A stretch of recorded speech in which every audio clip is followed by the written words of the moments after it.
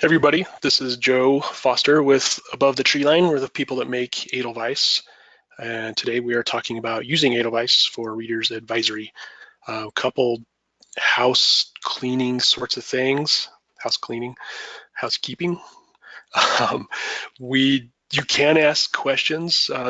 Within your webinar tool, you'll see a questions or a Q&A spot there, and my colleague Darcy is standing by to answer questions if you have any.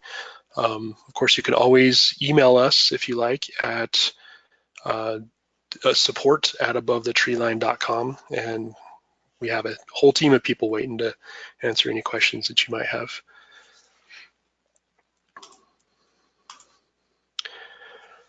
Oops, sorry, I'm doing a little thing here. So today, again, talking about Reader's Advisory. So essentially what we're talking about today, more than anything else, is just the simple act of discovering titles and just knowing what you're talking about by reading those titles in advance. That's really the work that we can do to help you prepare for a reader's advisory session with a patron. It can be extremely difficult to keep up, and that's I was a bookseller for a long time, a buyer at a bookstore, and it was a constant thing, like always reading a couple months in advance, and then the books finally come out and are on the shelves, and you're like, that was the one with the dragon, that's right. So that part can be pretty difficult, but it's also great, honestly. I mean, getting to read books before they're out is kind of awesome. And frankly, free books are great. And you can find lots of great stuff on Edelweiss. So we're going to show you around a little bit. Our whole philosophy is to work better and read more, so we can help you discover those titles and help you get access to those titles, see what titles are popular amongst other librarians or bloggers or booksellers or whatever, and just kind of seeing those books rise to the top of the list and all that kind of fun stuff. And it's really, again, I would just want to reiterate again that it is like really kind of difficult to find all those books and to do this well. So we're going to show you some tools that will help you do that. Really, when we think about reader's advisory and I'm doing air quotes now, title discovery, you can kind of split Edelweiss into a couple chunks. So today we're going to talk a little bit about the catalogs, which is the bulk of what Edelweiss is, and then the review copies, and then reviews and shelves, and then the buzz, which is kind of a fun little thing. So yeah, so sit back, and again, if you do have questions, let us know, and Darcy will be able to answer those for you.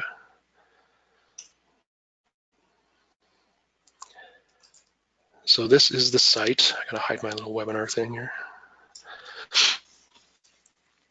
So Edelweiss has a homepage that is pretty customizable. You can add things that you like, you can remove things that you don't like, add multiple things with multiple different sorts of filters and whatnot. So I'm going to show you a little bit about that here. One of the things that we do here is that it can be relatively overwhelming when you first pop in here, because honestly, Edelweiss does a ton of stuff, and it's because there are so many different users and types of users, from publishers and the marketing teams there and publicity teams there and their sales reps, along with editorial and whatnot, are all in here, as well as librarians of different philosophies and areas of expertise and emphasis, and booksellers and bloggers and reviewers, and Hollywood executives come on here to find books to turn into movies, and just kind of lots and lots of things for lots and lots of people. That being said, you can customize this quite a bit. So I'm going to show you two different ways to customize. The first is like a big one.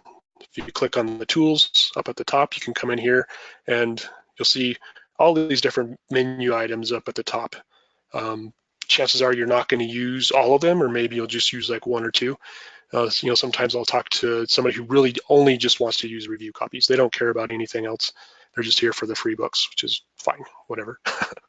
So again, you can click on the tools and you can leave review copies there and then hide everything else if you want. And just put everything in elements not shown and just keep doing that till everything's gone. And then you just have one menu item to look at. I'm not going to do that. To continue that, just click save and it'll hide stuff for you. I will hide. There we go. I'll hide the orders and event grids because that's not relevant to what we're doing today. So we click save and the page will refresh and those two things will disappear from the top. So you can clean things up a little bit that way. And you can also add and remove various widgets. So the home page has lots of different widget possibilities. I don't like the word widget, but I'm gonna have to say it quite a bit here for a few minutes, so bear with me. Basically, in the realm of catalogs, which is, like I said earlier, is kind of the bulk of what Edelweiss is, you have various options. Catalogs that have been shared with you if you ever work with sales reps, any custom collections that you've made, you can do folders and that sort of stuff. So basically, like kind of the overall structure of Edelweiss itself is based around catalogs, in that publishers use Edelweiss to sell their books to libraries and to bookstores, to conventions, event management teams, and all that kind of stuff. So they'll present their seasonal catalogs each season, and we'll also include backlist catalogs and that sort of thing. So that's generally why you'll see things delineated by publisher and by season and that sort of stuff. But also in here you can find review copies. So I can have all the digital review copies that are available showing up in a widget here, or only the ones that I can download right now, or the ones that I have downloaded. You can see a list of the titles that you downloaded. There's tags and shelves. I'm gonna add my shelves here. So whenever you add a widget, it's gonna pop it in over here, and then you can basically kind of track your reading with this particular widget, which we're gonna talk about more towards the end, is the shelf stuff. But you can see right here, I have a digital review copies widget. So all the new digital review copies are popping up in here. You can tell, publisher just does a big drop of all their various review copies. And so you'll see like one publisher in one big lump sometimes, which can be kind of fun. Then I also have one here that I made for downloadable DRC. So these are only digital review copies that I can go ahead and download right now. And I set a filter on here for historical fiction. So the save filters thing is really a great way for you to really narrow down the huge list of titles that you'll see in here. There's hundreds of thousands of titles on the site. And if you only read or work in a specific part of your collection, then you can totally just see those titles all over the place. So there's a save filters thing up here, and there's also, you can add filters here. So I'm gonna come in here, I'm gonna clear this historical fiction one out. It takes just a second for that to refresh. Art of being Bill Murray. So then we click here to set, and then there are save filters that you've created. You can share filters amongst your coworkers, which can be kind of cool. There's also genre filters that we've kind of created here.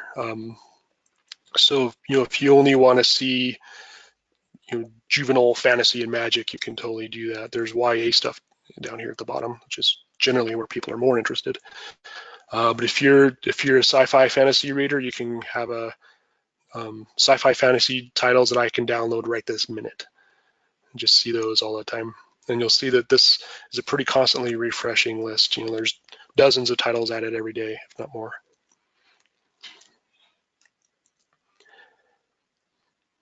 But first thing I'm going to do is pop into a catalog and kind of give a tour of what a catalog and a title listing looks like. So I'm going to jump into Knopf Doubleday. It's one of my favorite publishers.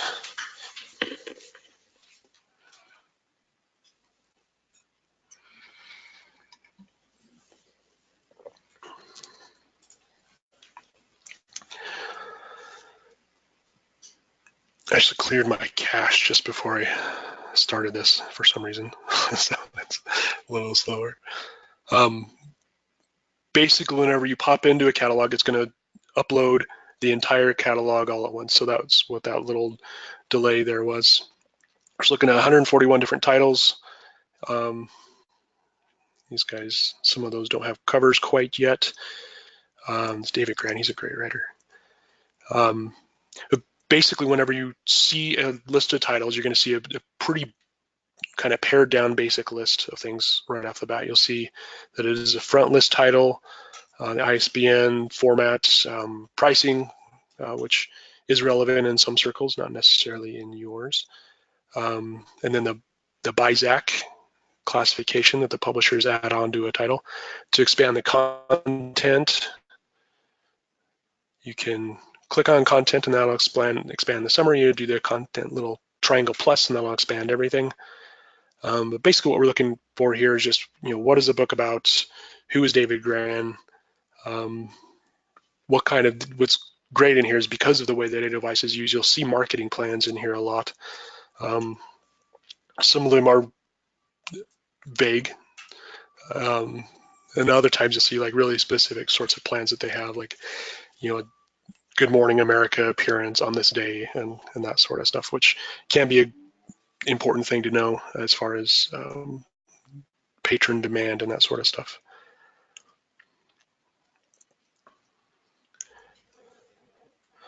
Refresh that.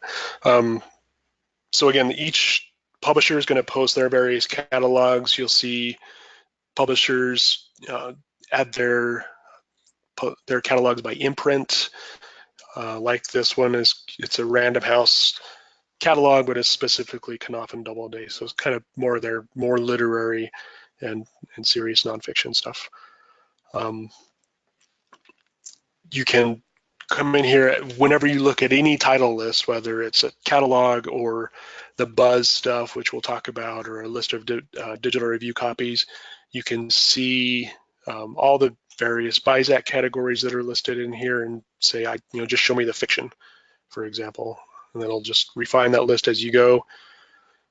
And then you'll see there's 62 out of 141 titles in the list now. And then you can sort as you wish, whether it's sort by author or by publication date, that kind of stuff.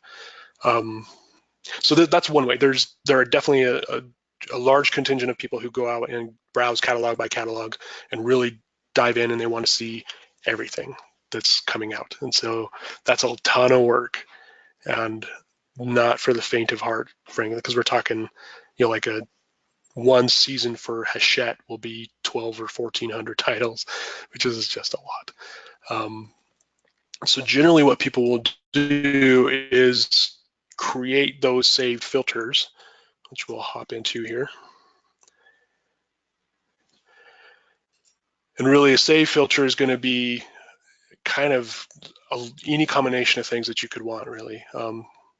In this case, I have a save filter for kids Halloween titles. So that was, as if I was going to do a display for Halloween coming up. I can also see different filters that my coworkers have shared with me here. But I'm going to go in and add a new filter and kind of show you the options here. If you do have questions, when you pop in here, you'll see the option to jump to some help documentation specifically for librarians. So you could click there and get more info. But here we can say, show me the publishers, show me the subject. So the subject is always going to be BISAC, which again is what publishers use to classify their titles. You can also go by Dewey or Lexile. Age range is a great one, of course. If you're just looking for YA or younger, if you just want to see board books for the 0 to 4 crowd, you can create a filter for those. I'll do that actually. Format. You can jump to different formats just by clicking over here.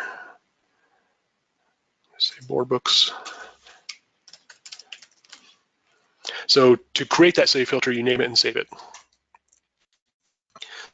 So if there's a part of your collection that you focus on, creating a save filter for that makes total sense.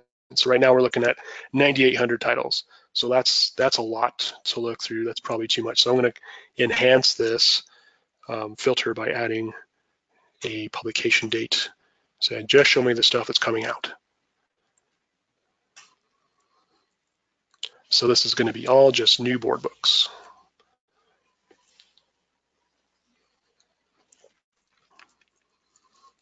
So in the reader's advisory realm, this can,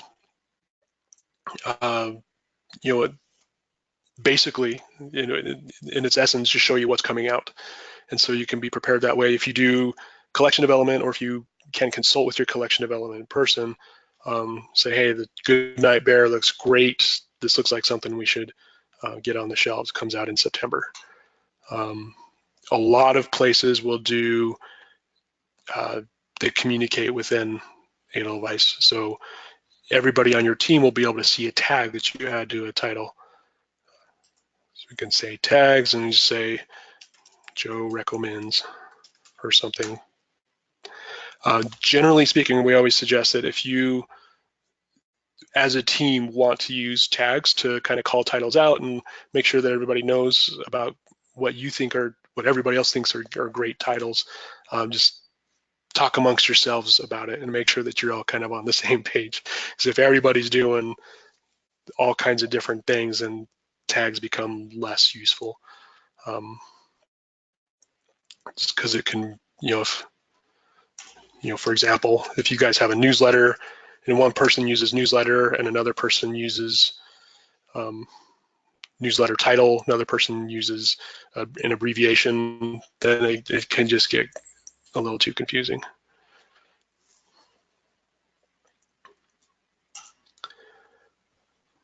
And then tags live under the tags page here.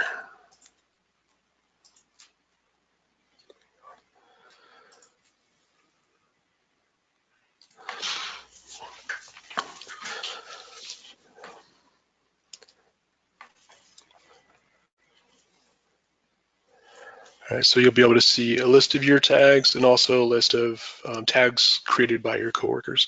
So again, this is a great way to, on the fly, create a list of books. And I use tags for myself. In my own personal account, I just say, I have a tag that says read this.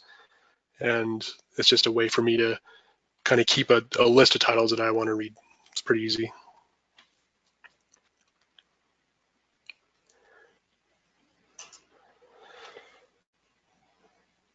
So there's that. Now we're going to pop over into review copies. And this is really the strength of what we're talking about today. Because frankly, you can know about titles, and that's great. But also knowing about titles and having read them is even more effective.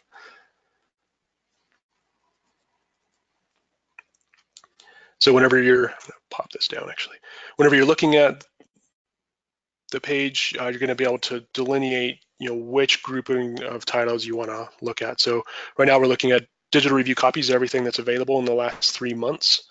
So that's going to be titles that have been added to the site in the last 3 months. And you can change that time frame here. If you're going to look at all, I would suggest also looking at a save filter. It just takes a while to load otherwise. And if this is something that you do pretty often, I definitely know folks who get the newsletter each week that we do, and so they just want to see those titles, and so they'll just come in and say, just show me everything that has come in the last week. It's essentially the same list of titles that you see in the newsletter.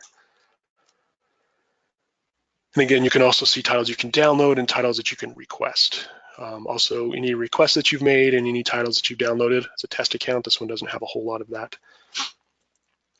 But in order to request a title, so here's how it works. You can, like I was saying, you can download the title if they are essentially, if you've been whitelisted, we call it. And that's, publishers will whitelist groups of people, whether it's, they say, I want all librarians to just be able to download this book. And lots of publishers do that. Some will say, I want this particular person to be able to download this book. Other times they'll just say, I want anybody out there. Oftentimes the smaller publishers will go ahead and make specific titles downloadable by anybody because they just want that exposure. It's a great way to get your book out there. But to download, you just come over here, you'll see the little green guy. You might have a view that looks, right now I'm looking at the full view. You can see a column view. There's also a grid view, which I'm not a fan of, frankly. It's a little too minimalist for me. But if you want to read the end of animal farming, you can come in here and click download and read now. And then there's the standard format, which is going to be Adobe Digital Editions, that sort of thing. And then, or you can use a Kindle. Kindle will ask for your Kindle address and that sort of thing. There are instructions on the site about, or on our help site about how to download to various devices. You know, an iPad is going to be different than a Sony e-reader, which I think are still around, or a Samsung phone, for example, are just going to be slightly different. So you want to make sure that you read those directions, and then just say standard, continue.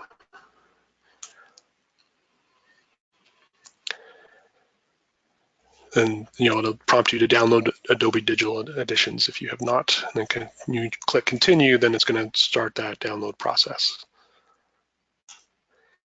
In order to request a review copy, pretty easy.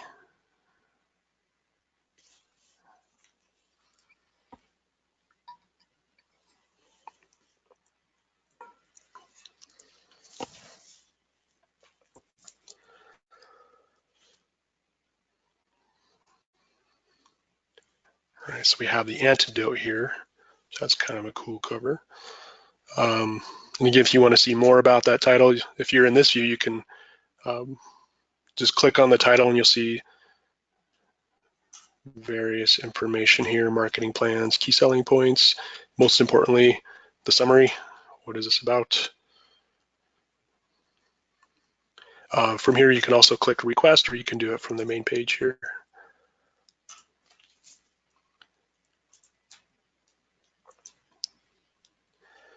So from here, you have the option of creating a profile, and basically that's where you tell a little bit about yourself. So we're going to pop in there and do that.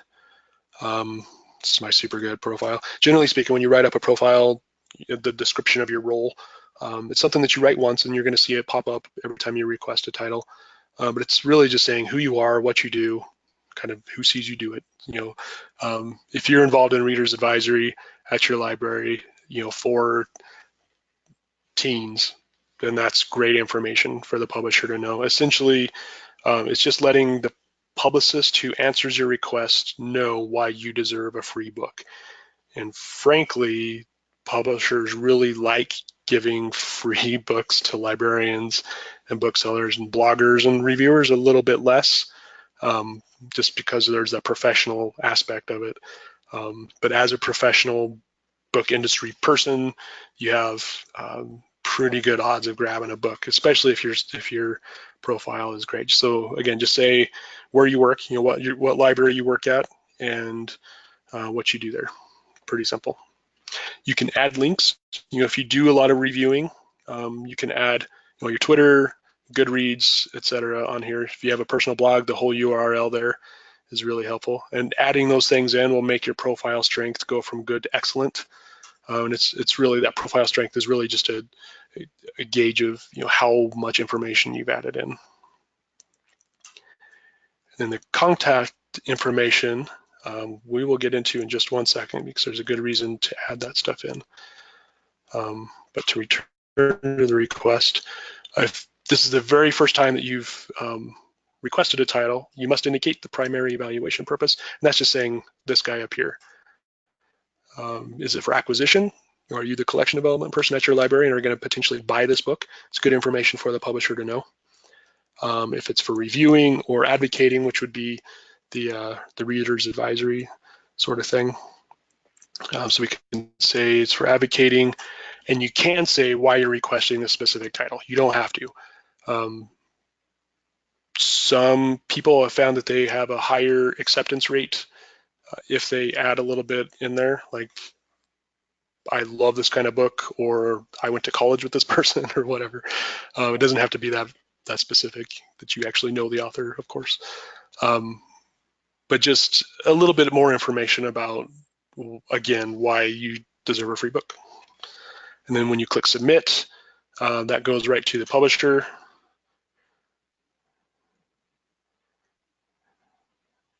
And they're going to wonder why a super librarian with a great head of hair is requesting this book. But you'll see that that then makes this a pending request and adds it into your open request here under requests that you've made. And you'll be able to see once you get approved or declined for that, you'll see that immediately.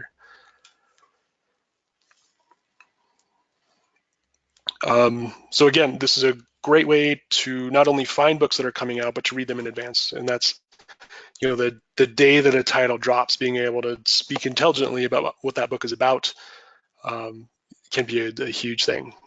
And it enhances that view of you as a book professional if you have that advanced knowledge, and just kind of increases trust with your patrons, I have found. I'm going to pop over into another spot here. So you're going to start seeing more of these print review copies.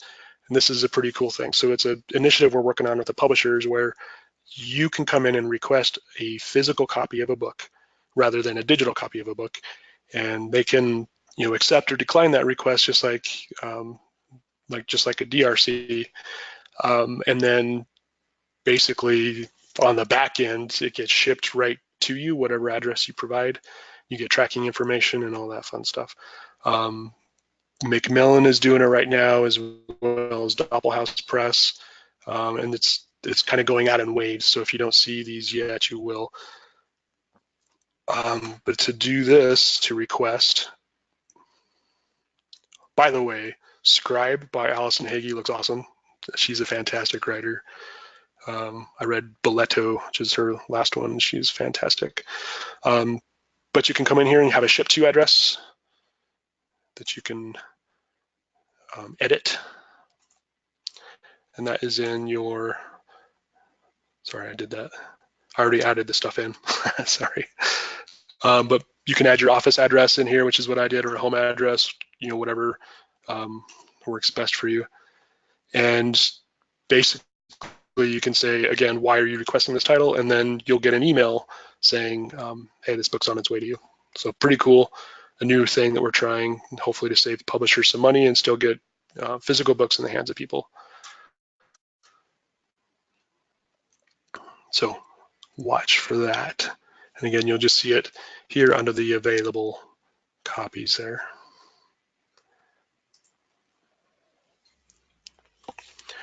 So once you've read a book and liked it, hopefully, you can write a review for it if you like. You can click on the little rate a review here. So there are a few things to think about here. One of them is just making sure that you add the appropriate number in here. It is a numbered rating system. If you like this, this can be all that you need to do to write a review for a title. You just pop it up to whatever number you like and hit save, and that can be it.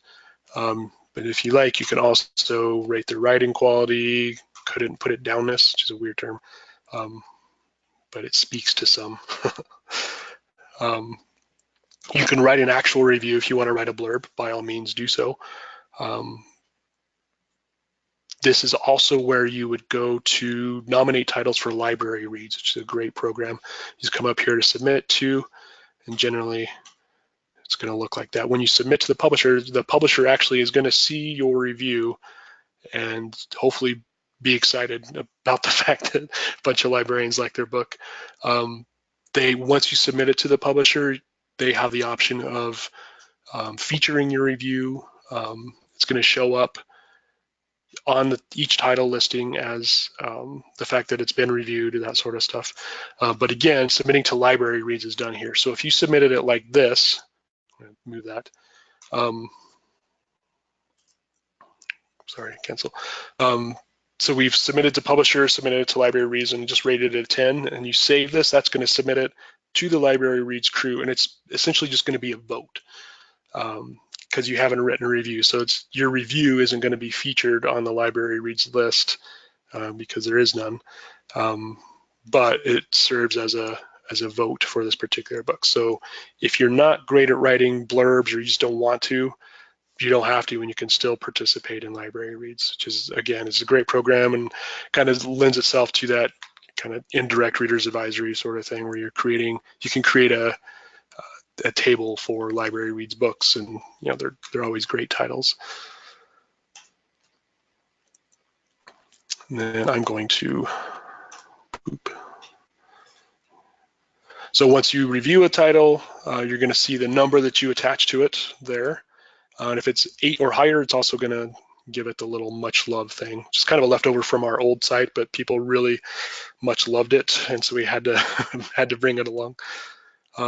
So there's the reviews, and there's also the shelves. So keeping track of your reading using shelves can be a great thing. So again, I use tags a lot to do that. I have my read this tag that I use personally, but I also have the shelves. I started my tag way before we actually did shelves years ago, so it's kind of a leftover from that. But you can say your level of anticipation for a particular title. It's just a way for you to kind of differentiate titles that you're interested in versus titles that like you're frothing at the mouth over, which you might have a doctor look at. But you can keep track of titles that you're currently reading, that you're finished reading. You can say that you didn't finish a title. That's fine. We don't care. And it's just, again, it's just a way for you to differentiate each of those lists of titles. You can add a favorites one. This is actually relatively new, where you can, have a separate list of titles that you just love. That can be a great thing to go to. If you're trying to think of a title that you read recently, that you really loved, you're talking to a patron, you're like, hold on a second, let me go check this thing. Like, here's that awesome list of awesome titles. And you can say awesome if you want, as much as you want. To add a title to a shelf, you simply say yay. And then on the home page, we have a shelves widget here. So that title that I just added is going to be here, listed on the reading.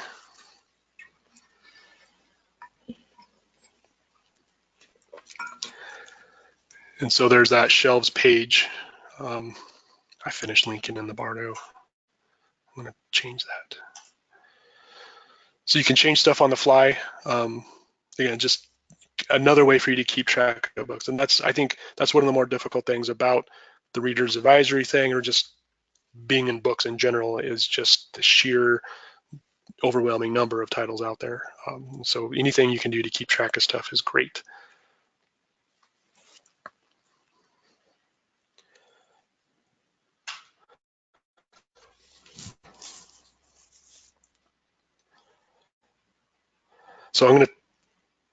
So remember all that stuff I just said. The shelves and review stuff is really helpful in keeping track of titles and all that kind of stuff. But we actually work to make aggregates of that activity that you can use. But I'm going to show you a few things before we get there. So the first thing is, if you click on your name up at the top, my name is Demo Library. If you click in there, you can click into affiliations. You see I'm a library analytics subscriber on this account, but you can click in there and you can opt into the Edelweiss community if you like.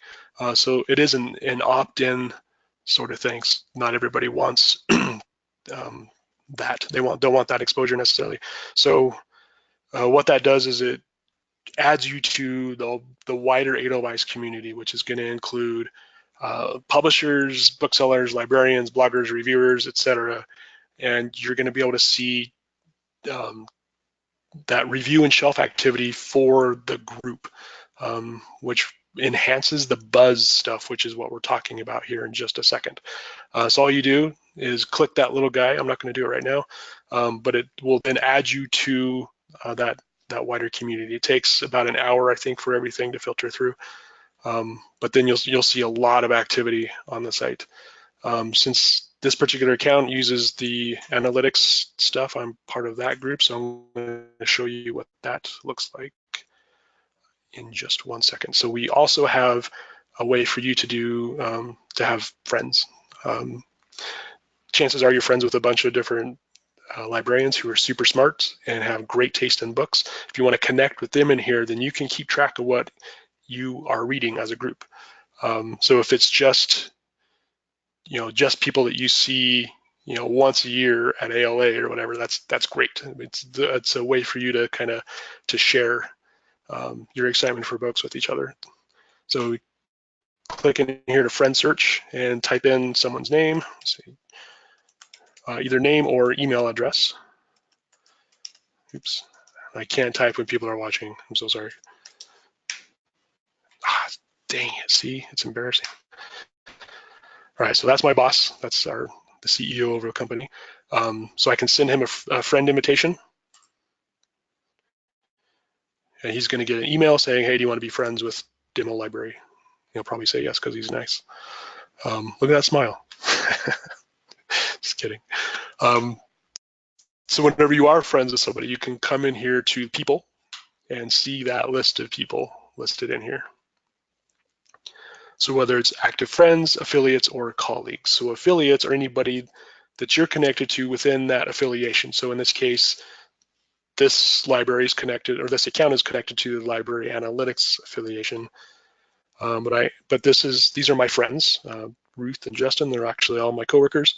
But you can also see your colleagues. So if you are connected to your library system, everybody at your library will be featured here in your active colleagues list. So it's a cool way for you as a team to keep track of what your coworkers are reading and writing. Not writing, sorry, unless it's reviews, what they're reviewing and adding to shelves. I just finished My Struggle Book 1 last night, super good. Anyways, so again, this is a super cool way to keep track of that stuff, and I like the idea of being able to stay in touch with those people whose friendship you value, but you may never see them, because you're scattered all over the country. But you can still see what they're reading, what they're excited about, and that's kind of like the whole point of all of it. It really is to love books and to tell people why, I think. So again, so there's the shelf activity, and then there's a review activity, and that stuff is collected in the buzz area. So I'm going to concentrate right now on my friend. Well, I'm going to go to affiliates.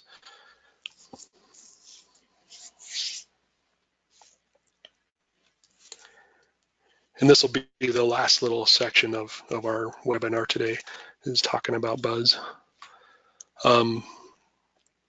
So when we talk about buzz, we're talking again about activity around the site. And what's great about this is that you can sort this list according to buzz, for example, which is going to be an aggregate of that shelf and review activity among this particular list of people.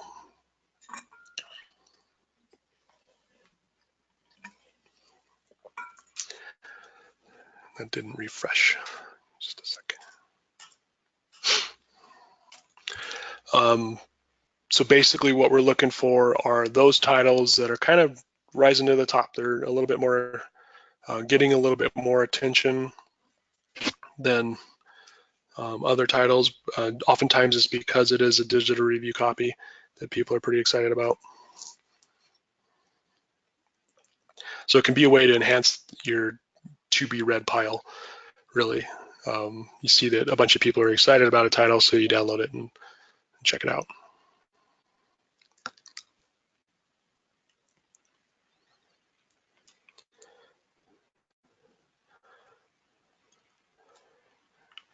See that somebody's excited about an untitled Ralph Lauren book that's coming out in a while. Publishers do that sometimes. They'll add a publication date that's way in the future, just kind of as a placeholder. So sometimes it gets kind of silly.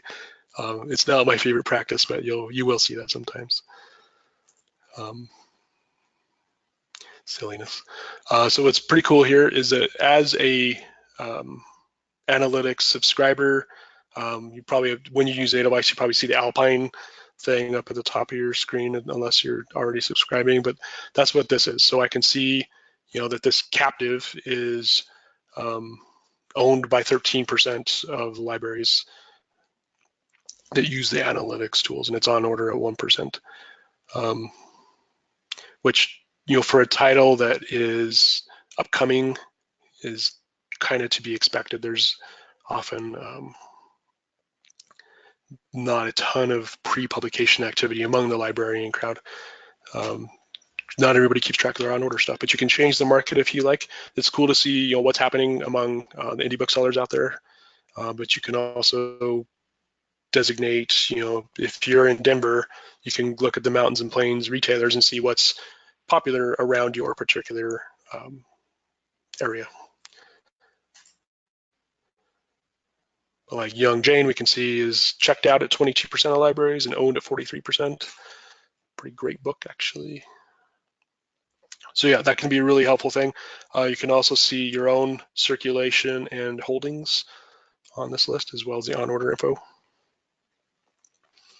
I did want to point out here as well, there's an honors thing in here. So you will see among this buzz list that we're looking at, you can see just library reads titles. This can be pretty great.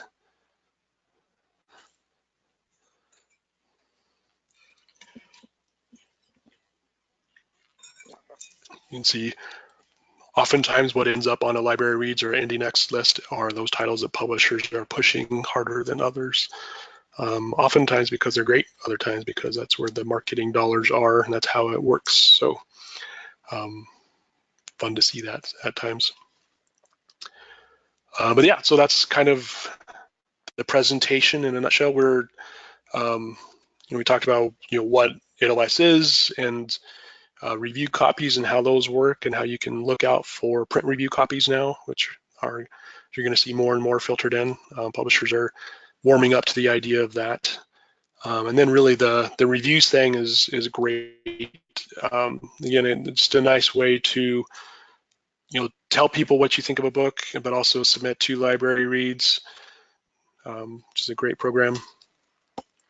And there's the people thing. You can make friends, and that's just a thing that I really like. Just connecting with other people who love books. They're in the business that they're in, or in the profession that they're in because of that love for books. Usually,